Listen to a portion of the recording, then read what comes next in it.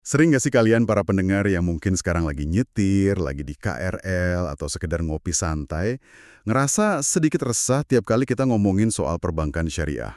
Heeh, resah yang kayak gimana tuh maksudnya? Ya, jujur aja nih ya, kadang kalau kita perhatikan di lapangan, rasanya kok kayak sama aja gitu loh dengan bank konvensional. Oh iya benar, cuma beda di istilah akad bahasanya doang kan biasanya. Nah itu, kita rajin nabung, bawa-bawa semangat keumatan, uangnya diputar oleh bank. Tapi pertanyaannya, kemana sebenarnya larinya triliunan rupiah dana umat selama ini? Keresahan yang sangat valid sih itu. Kan logikanya gini, apakah perputaran uang raksasa itu benar-benar menyentuh urat nadi pedagang kecil di akar rumput? Atau jangan-jangan dana umat yang niatnya buat saling bantu itu ujung-ujungnya cuma berputar di elit atas saja? Iya, aku paham arahnya. Bayangin aja kita nabung rajin, tapi tetangga kita yang jualan gorengan, atau ibu-ibu yang buka warung kelontong, malah kesulitan setengah mati buat dapat modal dari bank yang sama. Ini keresahan yang membumi banget kan? Ujung-ujungnya kita jadi mempertanyakan esensi dari sistem ini tuh apa sebenarnya? Keresahan yang kamu rasakan itu sebenarnya adalah gajah di pelupuk mata yang selama ini sering banget diabaikan banyak orang loh. Tepat banget. Dan percaya deh, kalian yang lagi dengerin obrolan ini tuh sama sekali nggak sendirian dalam mempertanyakan hal tersebut. Bahkan, pertanyaan mendasar tentang kemana larinya uang umat inilah yang baru-baru ini memicu salah satu gempa bumi terbesar dalam sejarah perbankan syariah di negara kita. Gempa bumi perbankan. Seriusan. Serius? Sebagai pemanasan buat obrolan mendalam kita hari ini, mari kita putar waktu sebentar. Bayangkan ada sebuah manuver ekonomi yang super berani dari Muhammadiyah. Oke, manuver gimana tuh? Pada pertengahan tahun 2024 lalu, mereka ngelakuin sebuah gebrakan yang bikin semua orang menahan napas. Mereka menarik dana persyarikatan dan amal usaha Muhammadiyah yang jumlahnya benar-benar raksasa. Sebentar, raksasa tuh kisarannya berapa? Ratusan miliar? Jauh di atas itu. Kita bicara sekitar 13 hingga 15 triliun rupiah ditarik keluar dari Bank Syariah Indonesia atau BSI. Astaga, 15 triliun ditarik tunai? Maksudnya ditarik keluar gitu aja?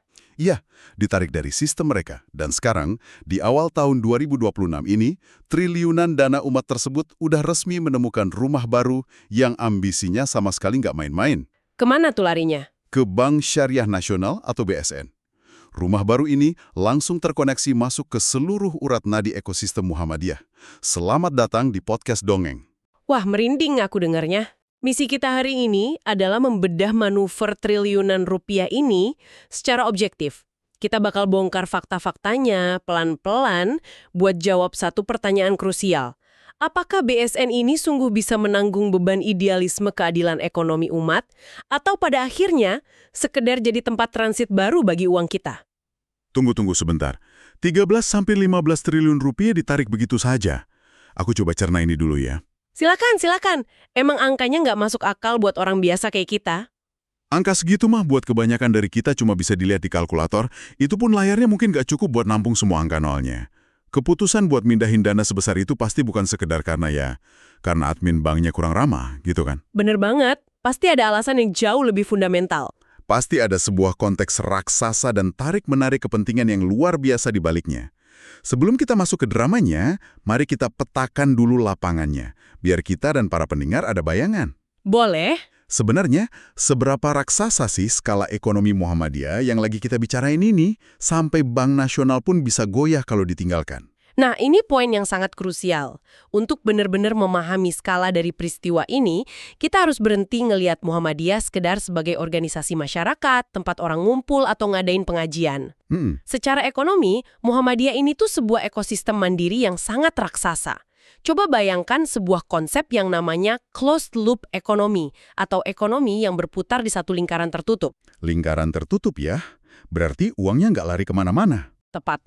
Muhammadiyah punya ribuan sekolah dasar hingga menengah, ratusan rumah sakit dan klinik, panti asuhan, sampai puluhan universitas besar.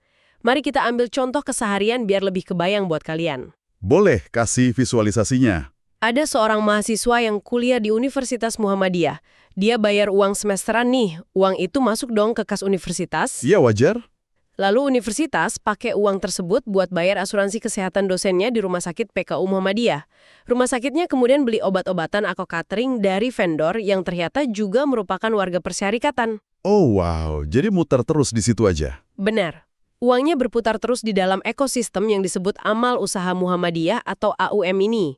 Putaran uang di dalam lingkaran ini sangat masif, hitungannya triliunan rupiah setiap bulannya. Dan ke dalam ekosistem yang udah sangat matang inilah aktor baru kita masuk, yaitu BSN. Berarti ini ibarat sebuah negara di dalam negara ya. Punya rumah sakit sendiri, sekolah sendiri, warga yang loyal, dan perputaran uang yang benar-benar mandiri. Analogi yang pas banget. Lalu, posisi BSN ini di mana? Setauku BSN ini kan nama baru di industri perbankan kita. Kok bisa bank yang kelihatannya baru muncul, tiba-tiba langsung masuk ke ekosistem raksasa ini? Pertanyaan bagus. BSN emang nama baru, tapi mereka tuh bukan angka kemarin sore. Istilah teknisnya, BSN ini lahir dari proses spin-off. Spin-off tuh pemisahan gitu ya? Iya, buat kalian yang mungkin bingung, spin-off itu ibarat seorang anak yang tadinya cuma numpang hidup di rumah induknya, sekarang dipaksa mandiri dan dibangunkan perusahaan sendiri. Jadi, BSN ini berasal dari pemisahan unit usaha syariah milik Bank BTN pada 22 Desember 2025 lalu. Oh, turunannya BTN ternyata. Pantesan punya modal kuat. Gak cuma itu, ditambah lagi, mereka sebelumnya udah mengakuisisi Bank Victoria Syariah. Hasil dari penggabungan kekuatan ini bikin BSN bukan sekedar bank kecil-kecilan. Terus posisinya di nasional sekarang gimana? Mereka langsung merangsek jadi bank syariah terbesar kedua di Indonesia, dengan total aset mencapai 72,9 triliun rupiah dan ratusan jaringan kantor di seluruh negeri. Gila, 72,9 triliun. Oke, jadi bank raksasa nomor 2 nasional masuk ke ekosistem ekonomi umat terbesar. Apa sebenarnya tugas BSN di dalam negara kecil Muhammadiyah ini? Pasti peran yang ditawarin bukan cuma sekedar nyediain brankas raksasa buat nyimpen uang tadi, kan? Tentu tidak dong. Biar gampang ngebayanginnya, mari kita pakai analogi tubuh manusia. Gimana tuh analoginya? Coba bayangkan seluruh ekosistem amal usaha Muhammadiyah yang isinya ribuan institusi pendidikan, ratusan rumah sakit, dan jutaan warga tadi sebagai sebuah tubuh manusia raksasa. Oke, sebuah tubuh raksasa. Nah, BSN hadir di sini untuk berfungsi sebagai jantungnya. Jantungnya, menarik. Sebuah tubuh yang besar butuh jantung yang sangat kuat untuk memompa darah ke seluruh pelosok sel dan pembuluh darah biar tetap hidup dan bergerak cepat. Darah yang dipompa oleh BSN ini adalah likuiditas digital. Bentuk nyatanya di lapangan kayak gimana tuh likuiditas digital? Bentuknya adalah layanan manajemen kas digital buat institusi, sistem payroll atau penggajian untuk ratusan ribu pegawai AUM, sistem virtual account buat bayar SPP, integrasi QRIS di kantin-kantin kampus, sampai layanan terpadu lewat super apps yang mereka namakan Balai Syariah. Wah, komplit banget ya. Semuanya dipompa secara real time. Puncaknya terjadi akhir Februari 2026 kemarin di Tangerang, lewat penandatanganan nota kesepahaman. Itu momen simbolis di mana jantung BSN ini resmi dicangkokkan ke dalam tubuh raksasa Muhammadiyah. Wah, analogi tubuh dan jantung ini bikin semuanya jadi masuk akal banget. Tapi begini, inovasi digital kayak payroll otomatis atau aplikasi super apps itu emang terdengar sangat keren dan modern di level institusi. Terus? Tapi kalau kita bicara dari sisi warganya langsung, alias sel-sel di dalam tubuh raksasa itu, mereka kan butuh asupan gizi yang real. Maksudnya, masyarakat di bawah biasanya lebih peduli pada sesuatu yang dampaknya langsung terasa di kantong atau kehidupan sehari-hari mereka. Bukan cuma urusan bayar SPB pakai QRIS. Bener banget. Apakah BSN bawa solusi nyata buat ini? Itu poin yang sangat kritis. Dan jawabannya adalah iya. Kita harus ingat, BSN ini mewarisi DNA dari induknya. Kamu ingat induknya tadi siapa? BTN kan? Betul. Dan kalau kita sebut BTN, apa yang paling terkenal di Indonesia? Pasti urusan KPR dan perumahan dong. Tepat. BSN menggunakan keahlian bawaan ini dengan langsung menawarkan KPR khusus untuk warga Muhammadiyah dengan margin yang sangat kompetitif, bahkan dimulai dari angka 7% aja. Ini adalah solusi real buat warga. Margin 7%? Itu lumayan banget loh buat ukuran perumahan sekarang. Sangat lumayan. Selain itu, mereka juga ngerancang program cashback UKT dan SPP untuk mahasiswa di kampus-kampus persyarikatan. Kalau buat level institusinya sendiri, ada penawaran khusus nggak? Tokoh-tokoh kunci dalam manuver ini seperti Hilman Latif, selaku Bendahara Umum PP Muhammadiyah, serta Alex Sofyan Nor dan Mochammad Yud Penta dari jajaran direksi BSN, melihat momen ini sebagai kunci pembuka gembok yang udah lama macet. Gembok macet? Maksudnya industri perbankan syariah kita selama ini stagnan, Gipuk. Sangat stagnan. Bayangin aja, selama 1 dekade terakhir, pangsa pasar perbankan syariah nasional kita itu seolah membeku. Cuma mentok di angka 7-8% aja dari total industri perbankan nasional. Bergerak naik sedikit, terus turun lagi. Baru sekarang-sekarang ini aja ya, mulai naik. Iya, akhir-akhir ini aja angka inklusinya perlahan merangkak naik ke level 13,41%. Kenapa bisa mandek lama begitu ya? Karena bank syariah selama ini cenderung cuma nunggu bola, nunggu masyarakat datang ke cabang buat buka rekening. Tapi dengan strategi BSN yang langsung masuk ke dalam closed loop ekonomi Muhammadiyah, mereka nggak lagi nunggu pasar. Oh, mereka langsung jemput bola ke kolam yang isinya udah pasti ada ikannya. Bener. Mereka langsung mencaplok sebuah pasar raksasa yang udah matang, warganya sangat loyal, dan kebutuhannya udah jelas terpampang di depan mata. Berarti kalau kita lihat dari sisi pro-nya nih, ini adalah sebuah simbiosis yang luar biasa cerdas ya. Sangat cerdas. BSN sebagai bank baru langsung dapat suntikan likuiditas triliunan rupiah dan basis nasabah yang sangat solid. Di sisi lain, Muhammadiyah dapat modernisasi fasilitas digital yang emang mereka butuhkan, sistem penggajian yang rapi, dan yang terpenting, warga mereka dapat akses kepemilikan rumah yang real dan murah. Skenario yang sempurna kan? Wah, iya. Kalau skenario ini berjalan mulus, mimpi soal kemandirian ekonomi umat itu bukan sekedar jargon ceramah lagi, tapi benar-benar terrealisasi di lapangan. Tapi, selalu ada kata tapi kalau kita lagi membedah sejarah bisnis sebesar ini. Betul, pasti ada sisi lain dari koinnya. Kita nggak bisa tutup mata dari fakta di pertengahan tahun 2024. Pertanyaanku kembali mengganjal nih. Kalau emang kemitraan dengan bank raksasa itu seindah ini, kenapa Muhammadiyah sampai harus melakukan eksodus besar-besaran, narik belasan triliun dari BSI waktu itu?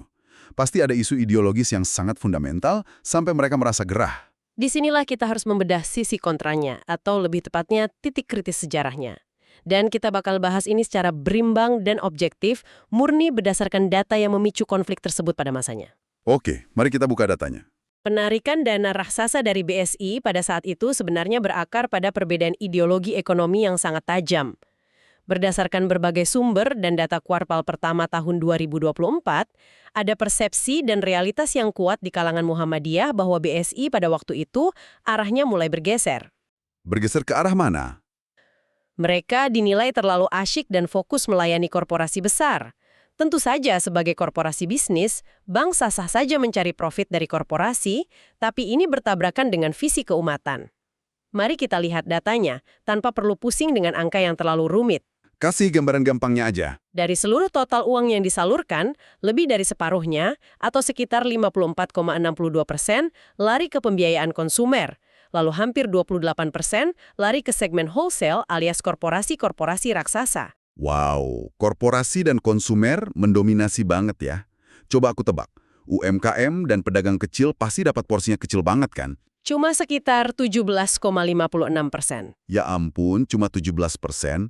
Berarti sangat timpang ya. Pantes saja tadi di awal kita bahas soal keresahan umat yang nabung rajin tapi nggak bisa dapat modal. Tepat. Sekarang mari kita terjemahkan persentase tadi ke dalam sebuah cerita keseharian, biar dampaknya lebih kerasa buat pendengar kita. Boleh? Bayanginnya gimana tuh? Bayangkan ada sebuah rumah sakit Muhammadiyah di sebuah daerah.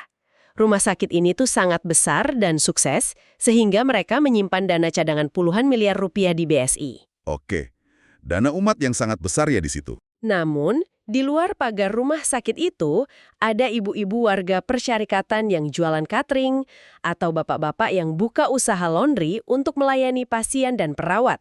Ketika ibu catering ini datang ke bank yang sama untuk ngajuin pinjaman modal usaha kecil sebesar 10 atau 20 juta rupiah. Pasti ditolak kan? Ditolak dengan alasan administrasi atau diberikan margin bunga yang kurang bersahabat. Padahal uang puluhan miliar dari rumah sakit tadi justru disalurkan oleh bank buat membiayai ekspansi perusahaan konglomerat berskala nasional. Astaga. Inilah yang memicu kekecewaan struktural. Muhammadiyah yang sedari awal berdiri punya visi yang sangat kuat di bidang pemberdayaan ekonomi kerakyatan dan pengentasan kemiskinan, ngerasa proporsi bisnis bank syariah ini tidak lagi sejalan dengan semangat keumatan. Wah, kalau digambarkan pakai cerita Ibu Catering tadi, rasanya nyesek banget ya. Banget. Ibarat ada danau yang airnya dari kita, tapi yang boleh mancing dan pakai jaring besar cuma perusahaan raksasa. Sementara kita yang mau ambil seember air aja dipersulit. Apalagi kalau nggak salah dengar, waktu itu ada isu-isu lain juga kan di luar soal persentase pembiayaan? Kayak soal tata kelola pengurus banknya. Betul sekali, masalahnya emang berlapis. Berdasarkan laporan yang kita himpun secara objektif, ada beberapa dinamika di ruang rapat petinggi bank yang menambah gesekan ini. Pertama soal dana tanggung jawab sosial atau CSR. Kenapa dengan CSR-nya? Muhammadiyah merasa porsi CSR yang disalurkan ke lembaga amal mereka kurang proporsional kalau dibandingkan dengan jumlah triliunan dana yang mereka tempatkan di bank tersebut. Masuk akal sih kalau mereka protes soal itu. Kedua, terjadi dinamika yang cukup alot dalam rapat umum pemegang saham. Saat itu, usulan nama dari Muhammadiyah buat duduk di jajaran komisaris tidak diakomodasi. Posisi komisaris justru diisi oleh figur-figur politisi. Wah, politisi masuk ke pengawas bank syariah. Iya, secara bisnis mungkin bank punya alasan tersendiri. Tapi bagi institusi yang fokus pada pemberdayaan umat, kehadiran politisi di kursi pengawas perbankan dinilai nyiptain ketidakcocokan visi. Dan yang paling ditekankan oleh para petinggi Muhammadiyah saat itu adalah prinsip menghindari concentration risk atau resiko konsentrasi. Risiko konsentrasi. Maksudnya gimana tuh secara gampangnya buat kita-kita yang awam? Gampangnya begini, pepatah lama mengatakan jangan menaruh semua telurmu di dalam satu keranjang yang sama. Karena kalau keranjangnya jatuh, telurnya pecah semua. Tepat. Atau nauzubillah, keranjangnya dibawa lari maka pecahlah semua telurmu dan kamu kehilangan semuanya. Mengutip kekhawatiran dari Anwar Abbas, tokoh Muhammadiyah, kalau triliunan dana umat dibiarkan menumpuk dan memonopoli di satu bank raksasa saja, itu sangat berbahaya bagi ekosistem syariah secara keseluruhan. Oh, aku paham. Jadi pasar nggak sehat ya? Persaingan antar bank syariah jadi nggak sehat. Dan bank raksasa itu bisa berubah jadi tiran yang mendikte pasar seenaknya karena merasa di atas angin. Bener juga. Nah, bayang-bayang ketakutan masa lalu inilah yang sebenarnya kembali muncul ketika Muhammadiyah kini berkolaborasi dengan BSNEN. Terus, gimana nasib UMKM dan pedagang kecil di akar rumput kalau ujung-ujungnya bank cuma peduli sama yang bermodal besar? Itu pertanyaan yang jadi kunci dari seluruh kegelisahan ini. Maksudku, logikanya begini aja deh. Kalau BSN dengan skala raksasanya itu nantinya cuma sibuk ngurusin KPR yang nguntungin buat dosen atau ngurusin payroll rumah sakit dan kampus besar, ibu-ibu yang jualan di kantin kampus tadi atau pedagang kecil di sekitar amal usaha, itu siapa yang ngurus? Apakah mereka bakal ditinggalkan lagi seperti kisah sebelumnya? Skeptisisme kamu itu sangat beralasan. Tapi justru disinilah letak kecerdasan strategi dari manuver terbaru ini. Ketakutanmu tadi adalah poin utama yang udah diperbaiki dalam kolaborasi dengan BSN. Inilah yang oleh Muhammadiyah dipatenkan dengan konsep sinergi keumatan. Sinergi keumatan tuh bentuk nyatanya gimana? Berbeda dengan pendekatan masa lalu, di mana bank dibiarkan bergerak bebas sesuka hati, nota kesepahaman yang baru dengan BSN ini dirancang dan dikawal dengan sangat ketat sejak awal. Mereka mendesain aturan main agar kemitraan ini punya trickle-down effect. Trickle-down effect, kue ekonomi yang menetes ke bawah gitu ya? Betul. Kue ekonomi dari atas dipastikan harus menetes ke bawah ke akar rumput. Tapi, dan ini yang paling epik, ada satu fakta memukau yang mungkin belum banyak ditangkap oleh radar publik. Fakta ini bakal ngejawab keraguan kamu secara tuntas. Fakta apa tuh? Bikin penasaran aja. Muhammadiyah itu sangat visioner loh. Mereka belajar dari sejarah dan nggak naif. Mereka sama sekali nggak bodoh dengan menggantungkan nasib perekonomian warganya 100% hanya pada satu bank nasional sehebat apapun bank tersebut. Bentar. Aku mulai nangkap arah obrolan ini. Jangan bilang mereka punya rencana cadangan, atau malah mereka lagi ngebangun infrastruktur perbankan mereka sendiri di luar BSN ini. 100 buat kamu, sangat tepat. Diam-diam tapi pasti, Muhammadiyah saat ini sedang nyiapin dan membesarkan bank milik mereka sendiri. Wah, serius? Namanya apa? Namanya adalah BPRS Muhammadiyah. Dan dengerin baik-baik ya, ini bukan sembarang bank perekonomian rakyat syariah. Buat kalian yang belum tahu, BPRS di daerah itu biasanya beroperasi dengan modal yang sangat terbatas. Mungkin cuma belasan atau puluhan miliar rupiah. BPRS kan emang skalanya lokal biasanya. Tapi BPRS Muhammadiyah ini disiapkan dengan modal yang angkanya bikin geleng-geleng kepala. Mau tebak berapa? 100 miliar. 500. Jauh. Modalnya mencapai 15 triliun rupiah. Hah? Iya. 15 triliun buat kelas BPRS? Iya? Iya, ini adalah angka monster untuk ukuran BPRS. Benar-benar belum pernah terjadi sebelumnya dalam sejarah kita. Dan yang paling penting dari semuanya, BPRS raksasa ini dirancang dengan satu konstitusi yang sangat kaku. 100% dananya didedikasikan secara eksklusif hanya untuk pembiayaan UMKM, pedagang kecil, dan ekonomi kerakyatan. Tidak ada ceritanya BPRS ini membiayai jalan tol atau konglomerat. Gila, merinding aku dengernya.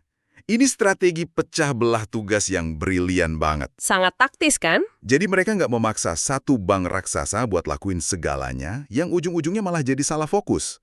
Untuk urusan likuiditas institusi raksasa, payroll ratusan ribu pegawai, aplikasi digital, dan KPR rumah, mereka pakai kemitraan strategis dengan BSN. Benar. Tapi, buat mastiin urat nadi ibu-ibu kantin, penjual gorengan, dan UMKM akar rumput tetap berdenyut sehat, mereka suntik langsung pakai tangan mereka sendiri lewat BPRS Muhammadiyah senilai 15 triliun itu. Tepat sekali pembacaanmu. Ini benar-benar membuka mata kita semua tentang apa sebenarnya makna dari ekonomi syariah. Selama ini kita mungkin terjebak pada pemikiran dangkal, mikir kalau bank syariah itu ya sekedar bank yang nggak ada bunganya, atau bank yang pegawainya pakai baju muslim dan akadnya pakai bahasa Arab. Betul. Masyarakat umum sering berhenti di pemahaman simbolis itu. Padahal, esensi yang ditunjukkan dari kisah ini tuh jauh melampaui itu. Ekonomi syariah adalah tentang seberapa besar lapangan kerja yang tercipta dari uang yang diputar. Tentang sejauh mana sistem perbankan ini mau turun gunung, kotor-kotoran, untuk memutus mata rantai kemiskinan struktural di masyarakat. Bukan sekedar adu gengsi mengejar rekor laba korporasi di akhir tahun buku. Kesimpulan yang kamu ambil itu sangat tajam dan menangkap seluruh nyawa dari obrolan kita hari ini. Kalau kita tarik benang merah dari rangkaian peristiwa bersejarah ini, mulai dari keberanian narik belasan triliun rupiah karena perbedaan prinsip, keberanian membuka lembaran baru dengan spin-off BSN, sampai langkah taktis ngebangun BPRS monster khusus UMKM, kisah ini ngasih satu sintesis yang sangat reflektif bagi kita semua. Sintesis yang seperti apa tuh? Peristiwa ini ngebuktiin secara nyata bahwa umat masyarakat biasa seperti kita ini sebenarnya punya daya tawar atau bargaining power yang luar biasa besar di Republik ini. Iya, kekuatan kolektif kita itu raksasa ya aslinya. Selama berpuluh-puluh tahun, masyarakat kita seringkali cuma diposisikan sebagai objek penderita dari eksploitasi pasar. Kita cuma dipandang sebagai angka statistik, mesin pencetak dana pihak ketiga bagi bank-bank raksasa untuk memperkaya segelintir konglomerat. Miris ya kalau dipikir-pikir. Tapi sejarah baru saja ditulis ulang. Jika kekuatan modal sosial dan recehan finansial umat ini dikonsolidasikan, disatukan dengan sebuah visi perbankan yang berpihak pada keadilan yang real, umat tidak lagi didikte oleh pasar. Kitalah yang bisa mendikte arah pasar. Wow. Kita bisa memaksa industri keuangan raksasa buat kembali ke hitannya, yaitu menjadi alat untuk memberantas kemiskinan struktural, bukan memperlebarnya. Wah, aku benar-benar kehabisan kata-kata. Obrolan mendalam kita hari ini tuh benar-benar menampar kesadaranku. Dan aku yakin para pendengar juga ngerasain hal yang sama. Semoga ini bisa jadi pencerahan buat kita semua. Ini ngubah total cara pandangku tiap kali ngelihat saldo tabungan di aplikasi bank. Ternyata angka di rekening kita, sekecil apapun itu, bukanlah sekedar deretan nominal uang biasa. Uang itu adalah suara politik ekonomi kita. Kalau suara-suara kecil itu diakumulasikan jadi satu, kekuatannya ternyata bisa menggetarkan industri nasional. Benar sekali. Kemandirian ekonomi umat itu ternyata bukan cuma angan-angan kosong atau materi penyemangat di atas mimbar, tapi sungguh bisa dieksekusi di atas kertas perjanjian bisnis yang konkret. Sahabat Podcast Dongeng, gimana pendapat kalian soal topik ini? Tulis di kolom komentar ya. Jangan lupa subscribe. Pada akhirnya, sebelum kita menutup perjumpaan ini, mari kita bawa pulang satu pemikiran provokatif untuk kita renungkan bersama-sama malam ini. Apa tuh bahan renungannya? Bayangkan, apa jadinya jika langkah berani dan kesadaran dari Muhammadiyah ini menyebar bak virus positif? Bagaimana jika hal ini menginspirasi seluruh elemen masyarakat, serikat pekerja, komunitas lokal, dan organisasi lain di Indonesia untuk mulai bersikap kritis dan menuntut transparansi dari institusi keuangan mereka? Bakal jadi revolusi damai yang luar biasa sih itu. Bayangkan jika esok pagi saat kita bangun tidur, kita semua mulai bertanya secara kritis kepada bank tempat kita menyimpan uang, untuk siapa uang kita bekerja hari ini? Jika pertanyaan sederhana namun menukik itu bergema serentak di seluruh penjuru negeri, saya yakin lanskap keadilan ekonomi di Indonesia tidak akan pernah sama lagi. Luar biasa. Terima kasih sudah meluangkan waktu untuk belajar, membedah kasus, dan berpikir kritis bersama kami hari ini. Sampai jumpa di obrolan mendalam kita yang selanjutnya, dan ingat, tetaplah kritis.